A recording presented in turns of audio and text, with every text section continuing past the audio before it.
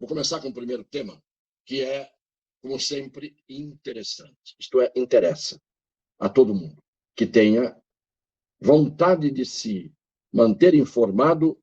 Como no Brasil é difícil encontrar um jornalismo que tenha um mínimo de honestidade moral e intelectual à custa de quem o pratica, nós vamos recorrer hoje a um jornal de esquerda dos Estados Unidos, mostrando rapidamente uma notícia. É o New York Times. Ele traz hoje o seguinte.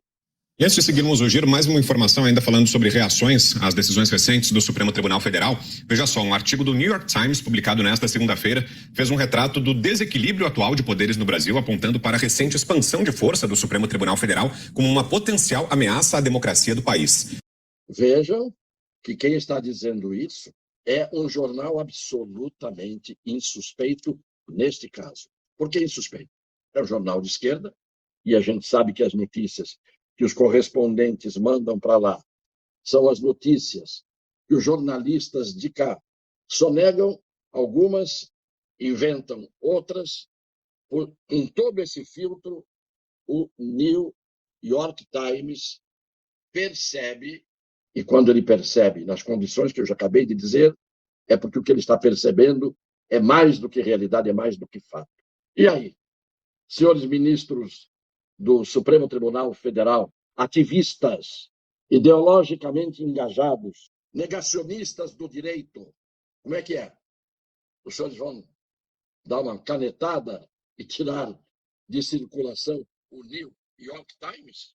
Bem, está aí que a coisa já está transbordando, que não dá mais para fingir que não se vê. Por aí, imaginem como nós, juristas, nós, amantes do direito, nós, professores de direito, e o povo que não é jurista, não é professor, mas tem bom senso, e direito é bom senso, como nós estamos cheios de tudo o que está acontecendo, dos abusos, das arbitrariedades, dos desmandos, que passaram de todos os limites, porque quem os está praticando está acobertado. Por isso que até corajosos ficam. Bem, vamos à segunda parte da nossa live. 131 delegados aposentados de peso da Polícia Federal fizeram hoje uma denúncia. Um grupo de 131 delegados aposentados da Polícia Federal protocolou uma notícia-crime contra o ministro Alexandre de Moraes, do Supremo Tribunal Federal, e o delegado Fábio Alvarez Chor, da Diretoria de Inteligência da Corporação, por abuso de autoridade. Viram qual é a denúncia? E contra quem é a denúncia? A denúncia é de 131 delegados da Polícia Federal, que não são ativistas políticos, são pessoas que passaram a vida cumprindo o seu dever, atingiram o merecido descanso, só que, ao invés de descansarem, estão alertando o país para os abusos do senhor Alexandre de Moraes. Esse é o principal. Como é que vai ficar isso? Provavelmente a Procuradoria-Geral da República não vai tomar conhecimento dessa denúncia. Mas é o New York Times que farejou, com todas as narinas entupidas, mas farejou. Agora, os delegados da Polícia Federal, que não só farejam, mas veem, enxergam. Eu só trago aqui o registro. Quem está fazendo a denúncia é esse grupo de 131 delegados aposentados, contra os quais não há absolutamente senão elogios a fazer, estão fazendo a denúncia de abuso de autoridade contra o ministro Alexandre de Moraes. O terceiro tema, este, então, eu diria que seria de arrepiar num país sério. Mas arrepia esse tema, o conteúdo do tema, arrepia, pelo menos, as pessoas sérias de um país que não é sério. Vejam que, no dia de hoje, o ex-ministro do Supremo Tribunal Federal, que depois de fazer o seu comercial com o mensalão, e foi embora precocemente, aposentou-se, ganhando até hoje, como se estivesse nativa até o último dia da sua vida. Aposentadoria integral. E com isso ele vai De Paris para Nova York, de Nova York para Conchinchina, da Conchinchina para Nova York, e nesses trajetos ele enfia ainda vários outros lugares para passar suas férias permanentes, perenes. Hoje ele é um gozador de férias bem remunerado. Vejam um vídeo no tempo do Mensalão, em que ele era o relator, e ficava de pé, porque doía a coluna, deve estar curado, porque do jeito que ele viaja para cima e para baixo, a coluna já está absolutamente sarada.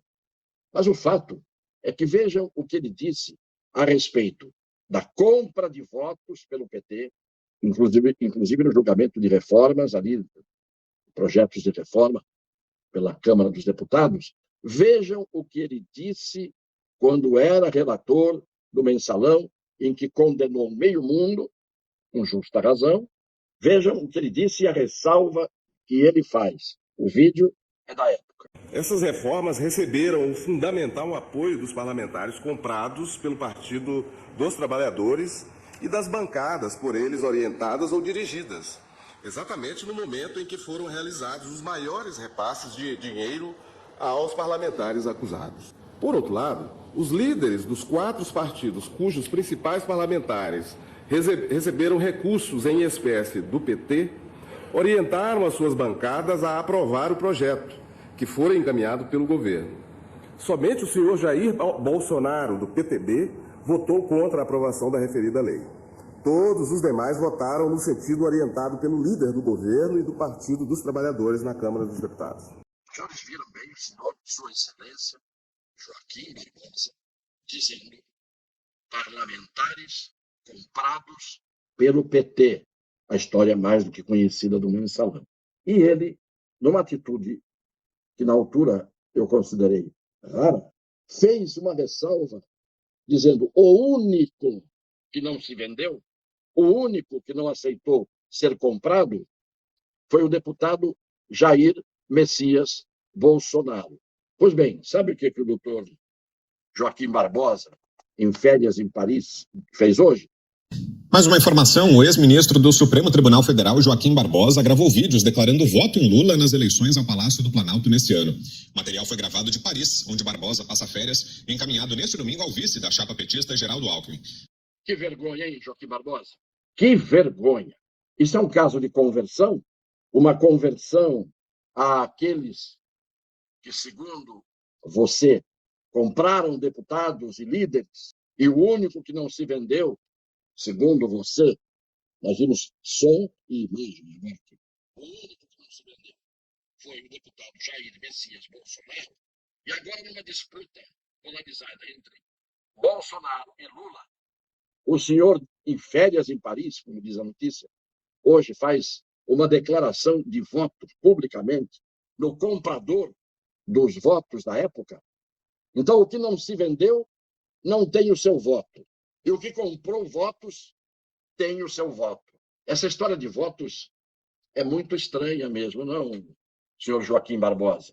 A gente fica pensando quem é que é vendido e quem é que é comprado em se tratando de voto. Porque a lógica, se o senhor identificou como o único que não se vendeu na época ao PT que comprou os votos, e o senhor disse o único que não se vendeu foi o senhor Jair Messias Bolsonaro, hoje ele é candidato e o senhor não vota no que não se vendeu e vota no que comprou, a gente chega à conclusão que o senhor, nesse varejo, nesse mercado, estranhamente mudou de posição.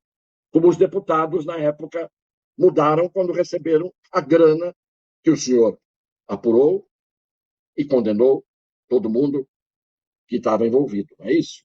Então, senhor Joaquim Barbosa, decepção. Uma decepção que cresce na medida em que a internet tem a bendita memória. Cada dia a gente traz aqui algo que relembra um fato que ficaria escondido, adormecido, escondido na memória de todo mundo. E se o senhor perdeu a memória, poderia alguém mandar esse vídeo para Paris, essa live para Paris, para o senhor ver o papelão que o senhor faz na hora em que o senhor elogia alguém, ressalva que o único que não se vendeu na altura era o que não aceitou ser comprado pelo comprador, e agora o senhor diz que está votando, vai votar naquele que o senhor chamou de comprador na altura. Mas não é Alzheimer, não. Ele está em férias em Paris, não está se tratando de Alzheimer. Esse Alzheimer que dá em determinadas pessoas quando interessa. Ele disse, o único que não se comprou, que não se vendeu, foi o senhor Jair Messias Bolsonaro. Todos foram comprados pelo PT. E hoje, esquecido, entre aspas, do que falou antes, vota no que não se vendeu? Não, vota no comprador. Triste, triste.